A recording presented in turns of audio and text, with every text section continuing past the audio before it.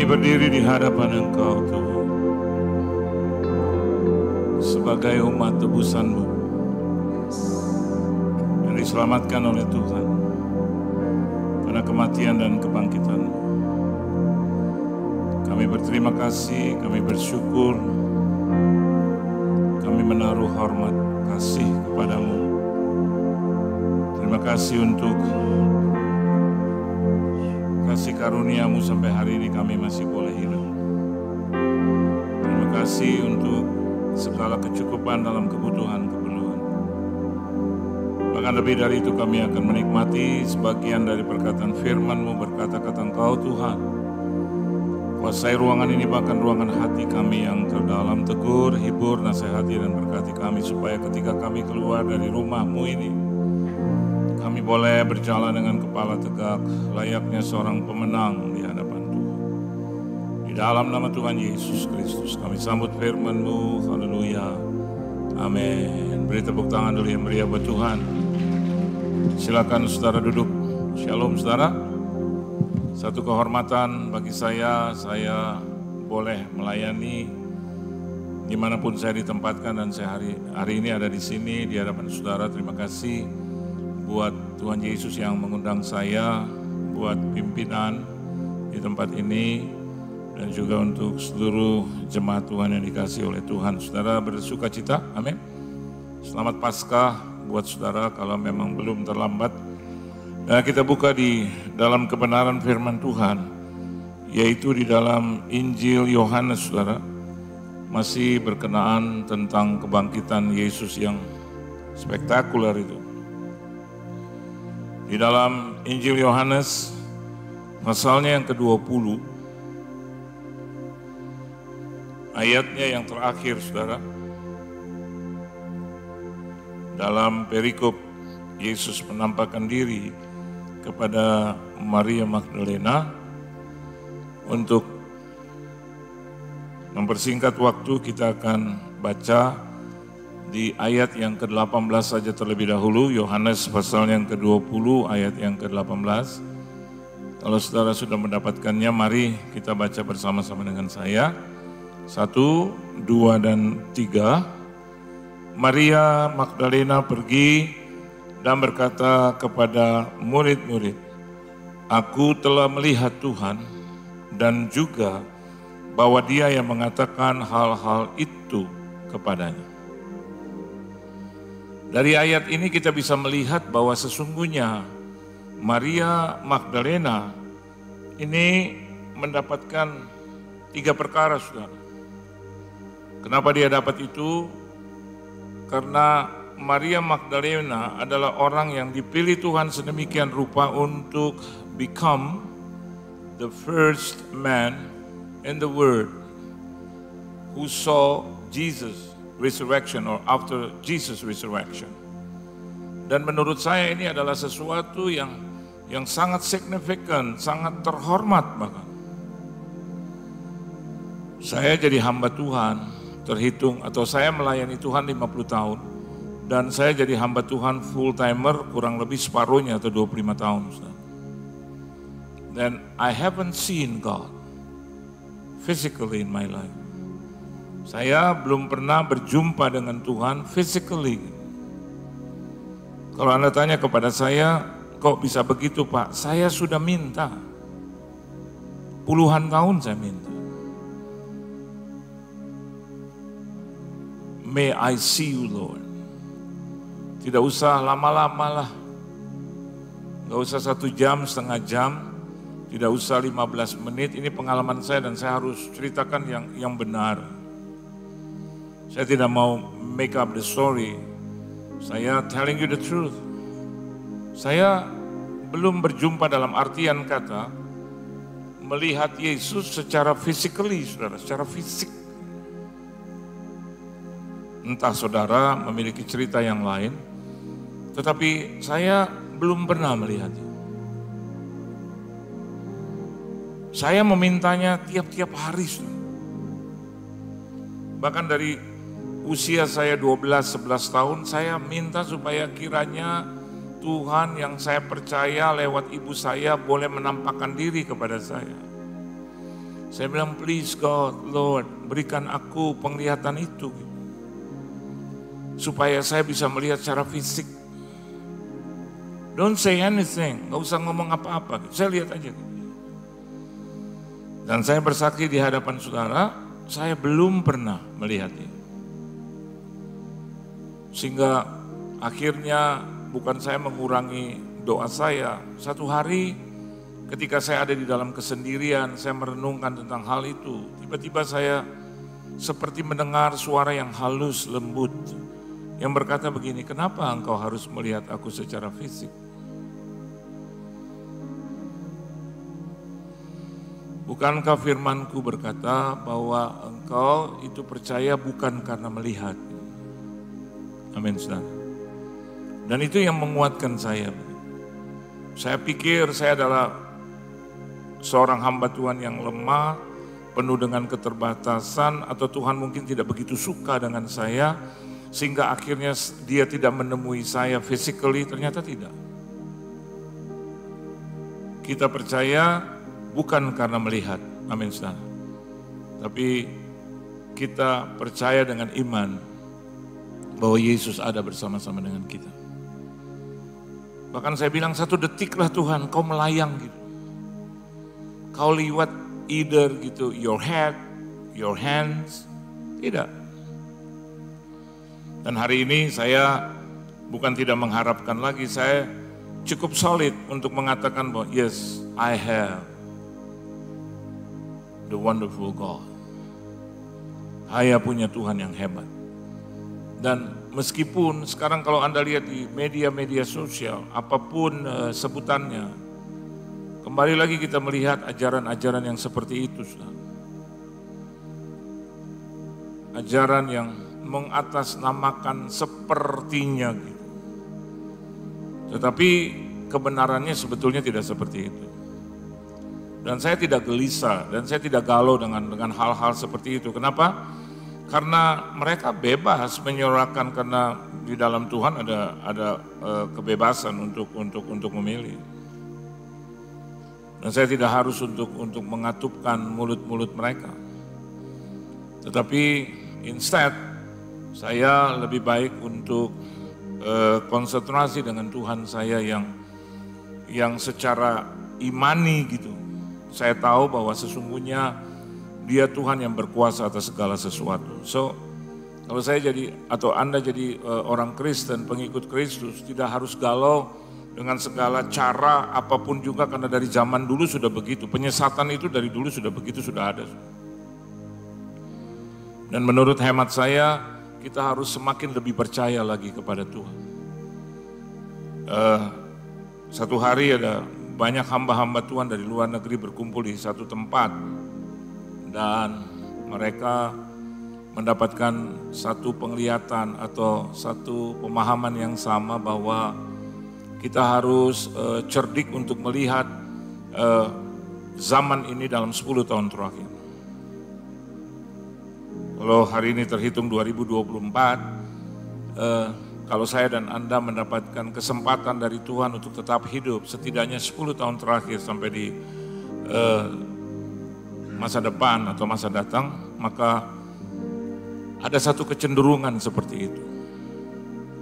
Anda lihat bagaimana negeri Israel itu menyerang konsulat jenderal di Damaskus. Dan itu menewaskan 9 orang dan 2 diantaranya adalah jenderal Iran. Anda baca itu. Konsulat jenderal Iran di Damaskus. Dan tidak kurang seorang pemimpin agama yaitu Ali Khamenei yang sangat dihormati, itu bersumpah akan membalas itu. Dan sesuai dengan firman Tuhan akan terjadi juga seperti itu. Dan sekurang-kurangnya ada 3 negara yang begitu kuat gitu ya. Sepertinya mendukung bukan tindakan Israel, tetapi mereka mulai galau. Negara-negara itu adalah Rusia dan juga Amerika Serikat yang mengatakan hentikan itu, kalau tidak mereka menarik bantuannya untuk Israel. Dan satu lagi adalah China. Dan kalau kita cerdas, lebih baik kita tidak mengikuti ajaran-ajaran yang, atau kita tidak fokus kepada ajaran-ajaran yang katakanlah sepertinya tidak sesuai dengan kebenaran firman Tuhan. Mari kita lihat tanda-tanda itu dengan baik. Kalau kita melihat juga di negeri kita Indonesia sudah 23 orang tewas hanya karena acara pulang kampung. Dan tadi pagi baru saja terjadi satu kecelakaan yang sampai hari ini saya tidak habis pikir. Mereka pulang ingin berjumpa, berbahagia merayakan hari yang suci bagi mereka, berkumpul dengan keluarga. Kok saya sedang berpikir, kok waktunya gitu loh, tempatnya, mobilnya, orangnya, itu nggak pernah terpikirkan oleh siapapun, nggak pernah. Dan saya percaya Pak, Bu, bahwa sebetulnya anytime kita bisa saja mengalami hal seperti itu.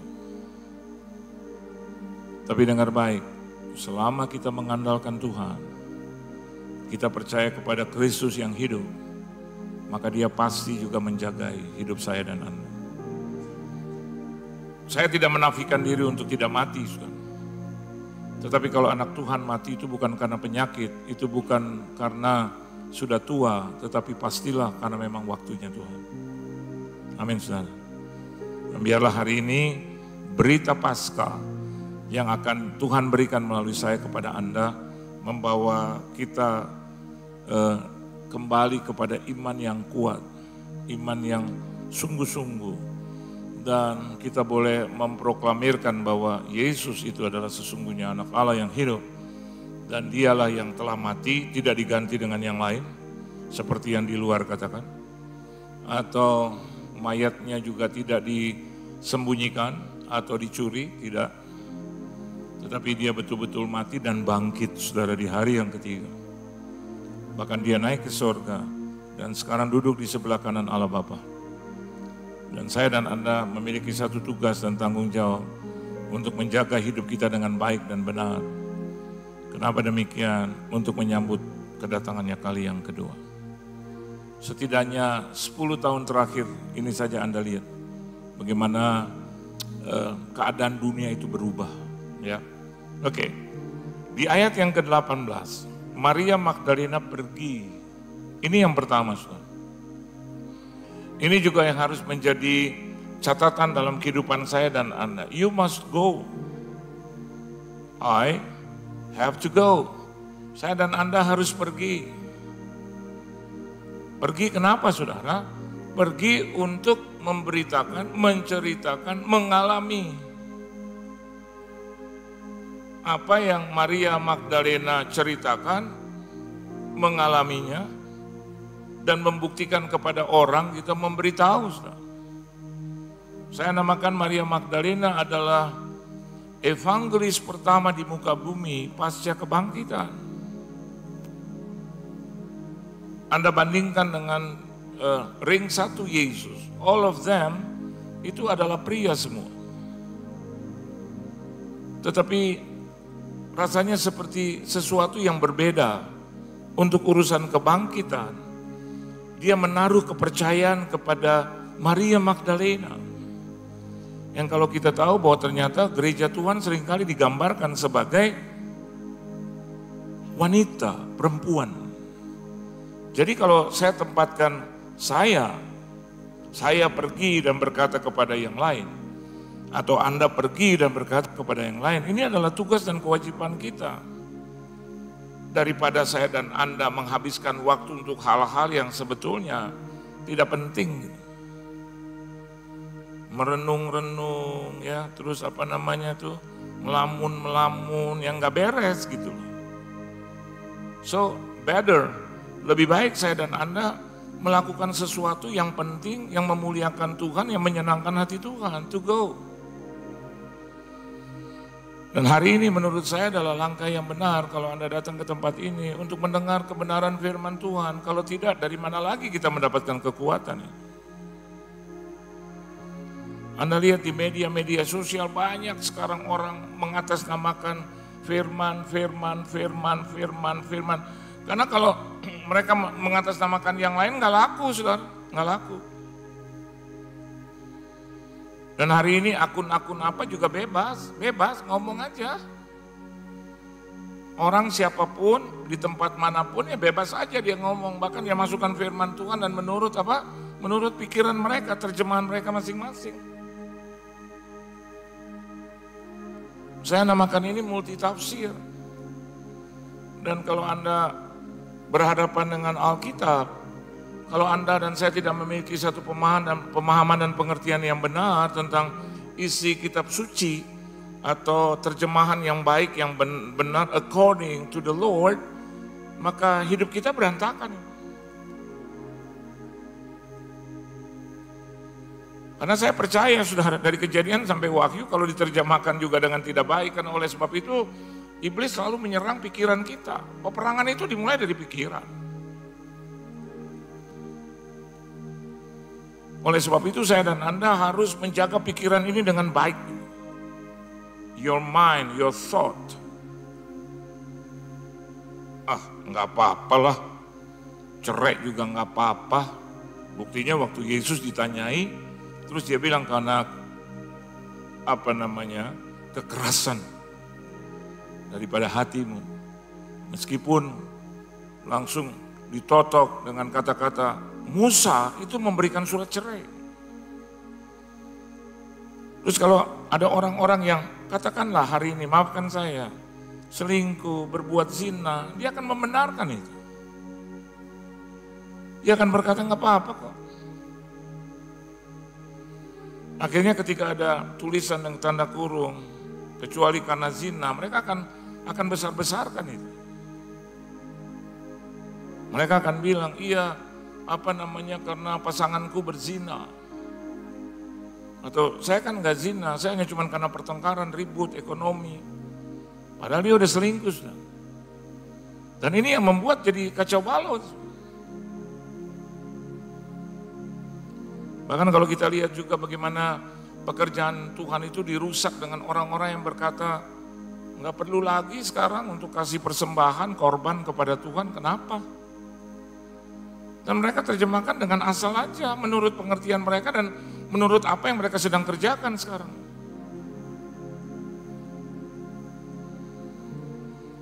Sehingga akhirnya pernikahan itu udah gak kudus lagi.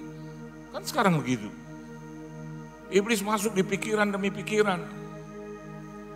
Karena kalau bicara tentang masuk dalam hati yang terdalam, dia gak bisa masuk di situ. Kenapa? Karena Roh Allah bertakhta di situ. If I were God, kalau saya juga jadi Tuhan, saya ciptakan sesuatu, pasti ada bagian yang signifikan gitu, yang inti gitu, yang saya tidak akan serahkan kemana-mana. Oleh sebab itu Anda lihat bagaimana mobil, motor diciptakan, TV segala macam, nggak kekal. Kenapa? Suku cadang nggak laku dong. Lampu, bahkan setiap inci atau setiap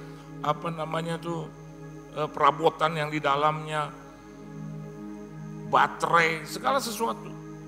Bahkan sekarang kalau Anda punya yang tercanggih atau yang the latest one dari S24, di situ ada feature untuk memasukkan atau sudah ada AI. Dan baru saja terjadi di Jakarta sudah. Bagaimana orang tertipu miliar masuk ke Bareskrim. Karena fitur itu bisa dipakai dengan canggih sedemikian rupa, asalkan ketika Anda ditelepon, Anda angkat, terus terlihat wajah Anda begitu, cukup bagi dia. Dan waktu ditelusuri, ternyata dia punya chip itu, nomor itu sudah hangus. Sampai begitu sekarang. Jadi, according to the Bible, it's better, bagus bagi saya dan Anda untuk tetap tinggal diam di dalam Kristus dan percaya kepadanya. Nanti Anda baca di rumah Mazmur 91, bagaimana dia menjagai kita dengan baik, dengan hebat, dengan sempurna. Jadi kalau kita kembali di sini, ternyata Maria Magdalena dalam hidupnya, kita bisa melihat bahwa di akhir perjalanan Kristus sebelum dia naik ke sorga. Dia mempersembahkan penampilan dirinya secara fisik kepada Maria Magdalena. Bahkan dia menyuruh memberikan firman. Alkitab katakan, pergilah kepada saudara-saudaraku dan katakanlah kepada mereka bahwa sekarang aku akan pergi kepada Bapakku dan Bapamu, kepada Allahku dan Allahmu. Boleh apa tidak kalau saya katakan Maria Magdalena ini mengalami perjumpaan dengan Tuhan, perjumpaan dengan Tuhan. Kekristenan harus mengalami perjumpaan dengan Tuhan secara pribadi. Itu yang tidak akan pernah mampu iblis menghancurkan. Tidak akan pernah. Kalau Anda benar-benar sungguh-sungguh setia, taat, ada dalam koridor Tuhan karena mengalami perjumpaan pribadi, punya kesaksian, punya pengalaman pribadi hidup dengan Tuhan, saya yakin dan percaya. Itu akan menumbuh kembangkan iman kita, nggak akan goyah karena sudah berjumpa dengan Tuhan. Not in physically. Dan saya baru tahu bahwa saya mengalami perjumpaan dengan Tuhan bukan secara fisik. When I get up in the morning, saya lihat saya masih hidup, saya sedang mengalami perjumpaan pribadi dengan Tuhan karena Tuhan memberikan saya nafas. Setiap tarikan nafas saya, ya.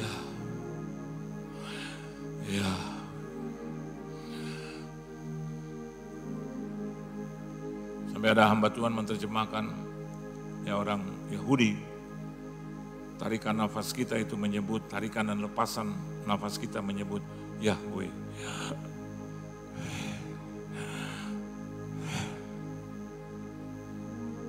Dan bagi orang yang sudah mengalami perjumpaan dengan Tuhan, sulit rasanya bagi dia untuk menggerutu. Jarang rasanya kita melihat orang yang sudah berjumpa langsung dengan Tuhan mengalami hal-hal yang hebat di dalam kehidupannya, bertahun-tahun, berpuluh-puluh tahun. Sulit bagi dia untuk tidak mengucap syukur. Dan bagian yang kedua, Alkitab juga katakan dan berkata kepada murid-murid, sudah pergi dan berkata. Bukankah ini satu paket lengkap, saudara? Pergi juga tanpa tujuan tidak baik. Tapi pergi untuk berkata-kata, pasti saya yakin dan percaya ada tujuan. Karena perkataannya diterima. Kepada siapa dia pergi? Kepada murid-murid. Ya. Dan dia berkata seperti ini, I have seen the Lord, I have seen the Lord. Orang yang sudah mengalami perjumpaan dengan Tuhan pasti bersemangat, excited, bersemangat, excited. Dalam ibadah juga kita bisa lihat, dari sini saya bisa melihat siapa yang bersemangat dan siapa yang tidak. Dari gaya duduk saya bisa lihat gitu. Dari wajah, dari muka, pada saat sedang memuji Tuhan, kelihatan kok. Kalau Anda tanya kepada saya, what is worship? Worship adalah dalam terjemahan bebas, memberikan yang terbaik kepada Tuhan secretly. Artinya pribadi hati kita dengan Tuhan. That's worship. Anda datang beribadah, Anda menyanyi. Yang menyanyi semua orang bisa menyanyi. Tetapi kalau Anda menyanyi, memuji dan menyembah dengan hati, saudara, secretly, hanya Tuhan yang tahu itu. That's worship. Satu hari Abraham pernah mendapatkan perintah dari Tuhan untuk membawa anaknya itu untuk dipersembahkan kepada Tuhan.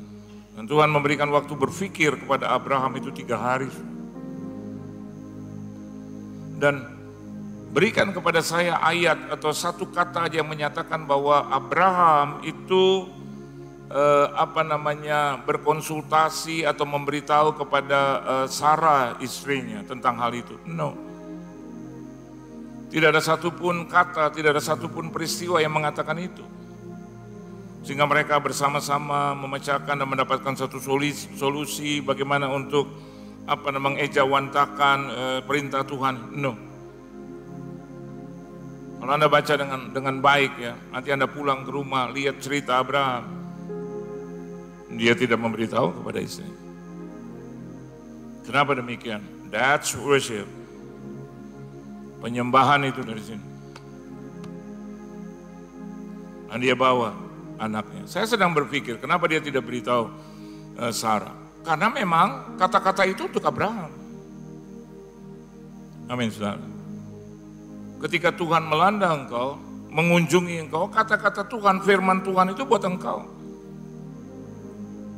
Ketika Yusuf mendapatkan mimpi, mimpi itu buat Yusuf, bukan buat yang lain. Ketika dia ceritakan kepada saudara-saudaranya, jadi ketidakbaikan muncul. Dia tidak menceritakan kepada Sarah karena dia tahu pasti gagal ini. Karena anak yang sudah puluhan tahun dia tunggu sedemikian rupa, apalagi saudara, as a mother. Dan pada saat dia berjalan, anaknya bertanya, aku melihat bahan-bahan yang dipakai untuk mengadakan satu persembahan. Aku lihat semua. Tapi mana korbannya? Dan dia juga tidak beritahu kepada Ishak. Dan dia bilang hanya, nanti Tuhan akan menyediakan. Keren. That's worship. Sesuatu yang sifatnya di dalam dan mengerjakannya untuk Tuhan, menyenangkan hati Tuhan, yang terbaik yang kita punya. Dengan jalan apa saudara? Mematuhi, menuruti, taat kepada apa yang Tuhan perintahkan. That's worship. Itu penyembahan. Jadi kalau kita melihat di sini bagaimana dia pergi kepada siapa? Kepada murid-murid, karena itu perintah Yesus. Pergilah kepada saudara-saudaraku. Dan dia pergi dan dia berkata, aku telah melihat Tuhan, orang yang sudah berjumpa dengan Tuhan harusnya mengalami satu kesukacitaan, semangat gitu loh. Meskipun kita melihat, wah orang yang menjadi favorit saya nggak hadir pada hari ini, jalanan macet, aduh susah jalan karena orang pada buka puasa mungkin, aduh orang pada liburan mungkin sepi, ada banyak alasan untuk itu. Tapi kalau hubungan kita dengan Tuhan itu kuat, kita mempersembahkan yang terbaik dengan Tuhan, yang terbaik yang kita punya secretly, jadi antara kita dan Tuhan saja, maka yang terjadi adalah satu semangat yang tidak pernah putus. Mungkin saya bisa lebih akurat ketika Pak Daniel sudah tidak ada di sini. Tapi saya lihat ibu dan anaknya ada di sini. Bisa saja terjadi. Daniel Cipto tidak ada. Dan itu terjadi di banyak tempat. Ketika the subject one, orang yang biasa mengatur tidak ada, maka terjadi satu kemerosotan. Bahkan akhirnya tutup. Dan saya tidak harus perlu mengatakan di mana. Tapi kalau hari ini saya lihat ibu, anak, bahkan cucunya yang berusia 2 tahun, itu bisa ikut dalam parade. Bagi saya, that's worship. Itulah penyembah. Dan pasti pribadi pemimpin Anda sedang menonton dan melihat dan memberikan pujian. Ya, terus continue, terus sayang buat anak. Dan saya juga sedang mendorong 2 putri saya untuk seperti itu. Papa nggak punya waktu dengan mama, jangan pernah putuskan hubungan pribadimu dengan Tuhan. Dan Maria Magdalena adalah contoh yang baik di dalam Paskah itu, kebangkitan itu. Dia beritakan kemana-mana. Dia mengalami perjumpaan dengan Tuhan. Dan hal yang ketiga di situ dikatakan, dan juga bahwa dia yang mengatakan hal-hal itu kepadanya. Artinya apa? Kebenaran. Karena Yesus selalu berkata, I am the truth. Jadi kalau dia berkata-kata pasti benar. Oleh sebab itu jangan diputar balik itu firman, kata firman itu sudah benar. Kalau diputar balikan, ditambah, dikurangi, pasti salah. Ingat baik, pulang ke rumah, firman jangan ditambahkan, jangan dikurangi. Itu aja. Amin. Hiduplah dalam kebenaran. Buat apa juga kita kelihatannya hebat, kelihatannya populer, Di usia saya seperti ini saya sudah katakan kepada istri dan 2 anak saya dan juga keluarga besar saya bahwa sebetulnya saya sudah selesai. Saya berani katakan saya sudah selesai. Di mananya saya selesai, bukan di urusan pelayanan atau saya mau mati, tidak. Tapi untuk cari nama, untuk menjadi populer, untuk materi apapun. I'm finished. Saya sudah selesai. Bagi saya Tuhan sudah mencukupkan segala sesuatu. Dan yang the most important, yang paling utama adalah ketika saya bisa menjadi pelaku daripada kebenaran itu. Ada 2 hal. Yang pertama bicara tentang His grace. His grace adalah bicara tentang kasih karunia Tuhan. Bukan saya dan Anda yang mengerjakan itu. Bukan karena perbuatan baik. Jauh sebelum kita hidup, Yesus telah mati buat kita. Grace. Ingat baik itu kata, grace. Tapi kalau orang bertanya, Pak, kalau sekali selamat tetap selamat, saya percaya itu, sekali selamat tetap selamat. Pak, Yesus mengerjakan 1 kali aja keselamatan. Iya, 1 kali aja keselamatan. Tidak ada yang kedua dan yang ketiga. That's why ada orang tanya, Pak, keselamatan bisa hilang nggak? Saya bilang keselamatan itu tidak bisa hilang sampai selama-lamanya. As long as selama saya dan Anda menjadi pribadi yang tidak menolak keselamatan itu. Amin, saudara.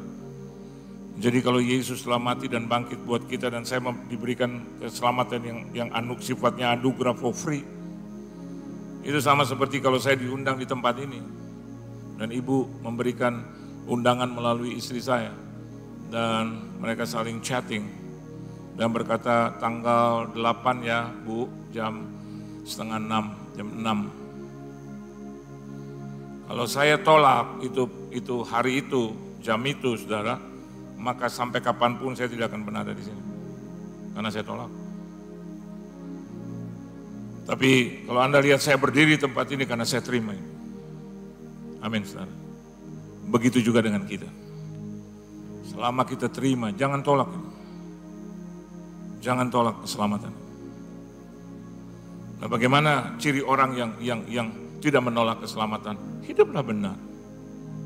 Menjadi pribadi atau pelaku daripada firman. Dan saya tutup kebenaran firman Tuhan.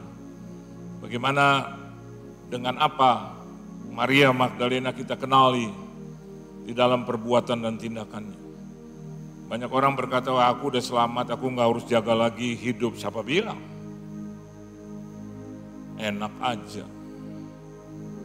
Yesus yang susah payah sudah mati buat kita, sembarangan aja kita hidup. Sorga itu suci, saudara, kudus. Kita sudah ditebus, amin, haleluya, puji Tuhan. Kita harus jaga itu kekudusan dengan baik. Kita harus penuh dengan firman Tuhan, sesuai dengan kehendaknya.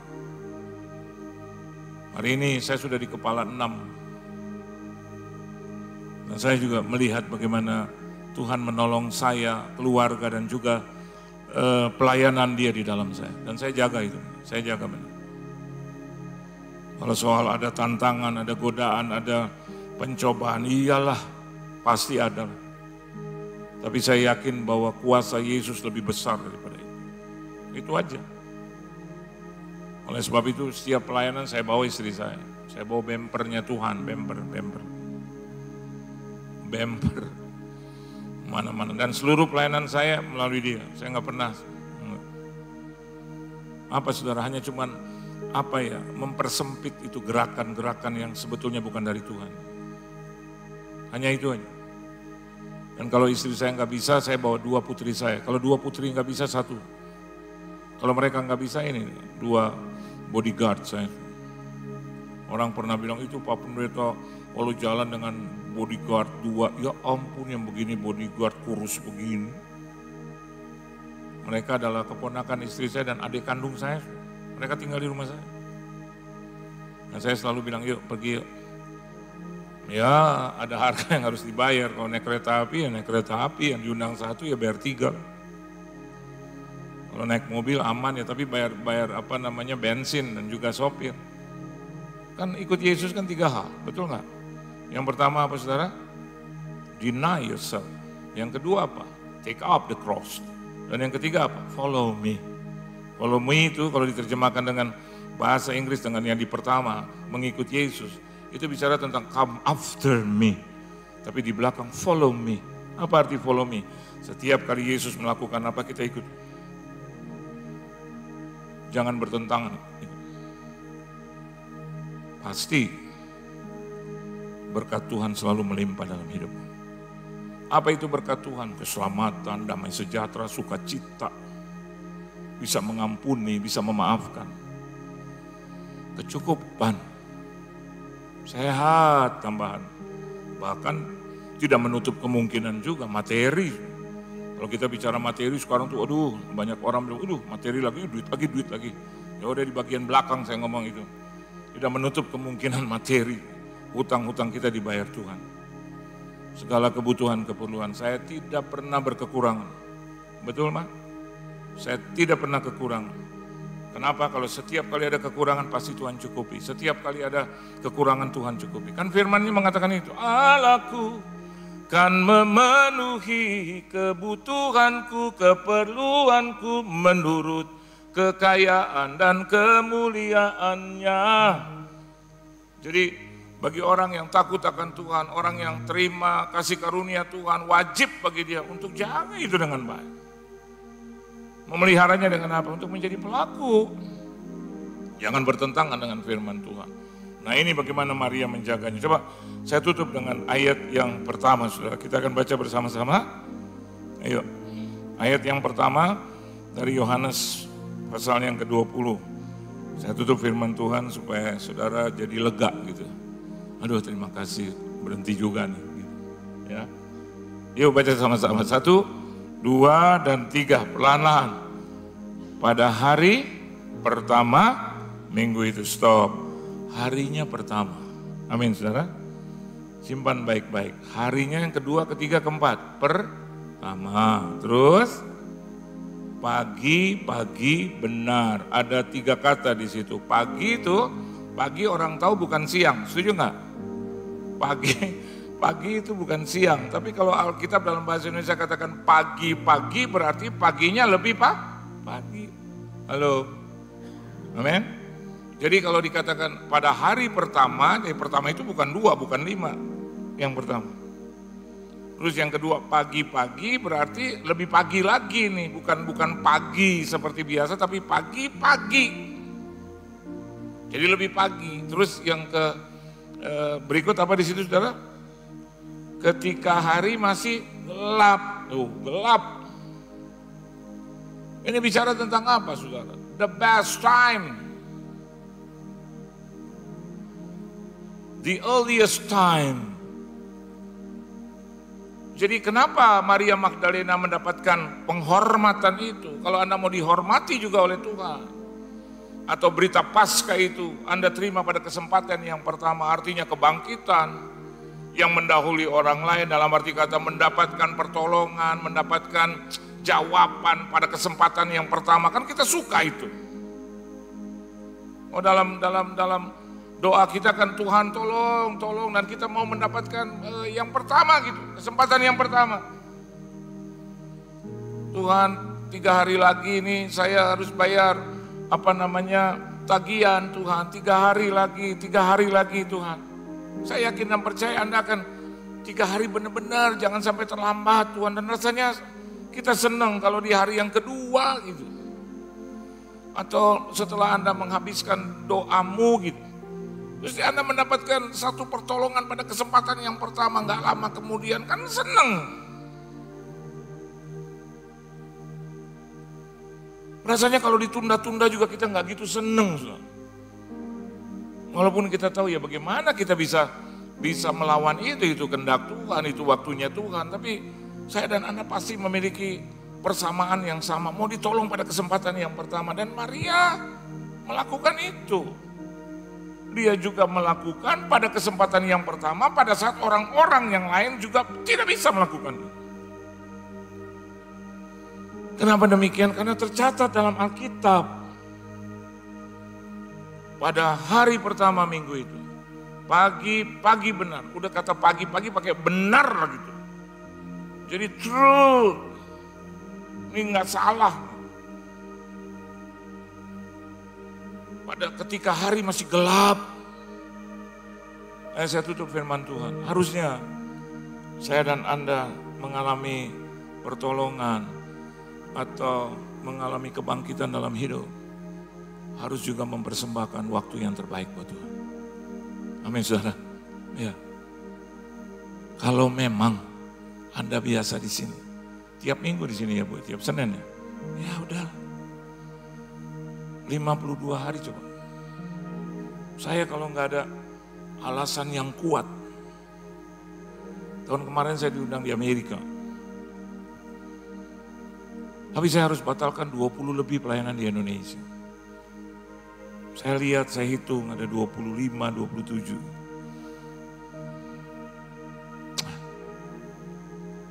Istri saya hubungi Amerika. Nggak bisa Pak. Kenapa? Mungkin ada kan alasan, Amerika loh gitu. Bukan Garut, Tasikmalaya, Amerika gitu loh. Tiketnya 2 lah, ya Mak. Dapat penginapan, dapat dolar sudah dolar. Tapi I think first dan bilang, I love God and I love Indonesia. That's it. Saya pikir buat apa juga kelihatannya, wis.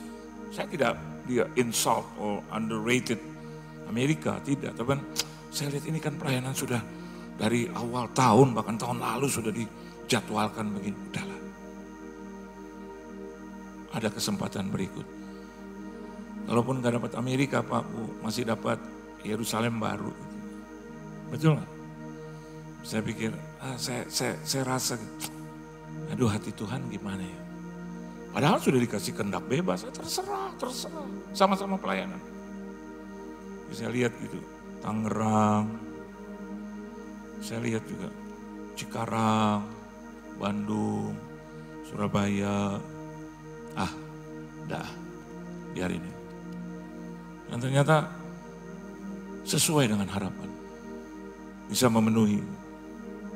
Dan waktu saya sampai di bulan Desember akhir masuk di Januari, mereka minta saya Natal di sini. Saya mau Natal di sini saya dengan keluarga dekat, dengan teman-teman umat, orang-orang Indonesia, orang-orang yang di daerah. Bagi saya itu kemuliaan buat saya. Itu kehormatan buat saya. Menyenangkan Tuhan dengan tidak harus melihat sesuatu yang wah. Dari sini aja. Biar Tuhan disenangkan dengan pilihanku. Dan ternyata benar. Begitu saya masuk di bulan Januari setelah Natal, tiba-tiba ada seseorang sahabat duduk makan dengan saya dengan istri. Terus dia bilang, Pak, Bu, Natal tahun ini maksudnya nanti akhir tahun ini mau dibikin di mana lagi? Saya bilang, ya mungkin di tempat yang lama. Kemarin dana Natalnya bagaimana Pak, Bu? Puji Tuhan, cukup, bahkan surplus. Terus dia bilang luar biasa. Terus dia bilang, Pak, Bu, nanti akhir tahun bikin aja di hotel manapun di Jakarta. Pilih.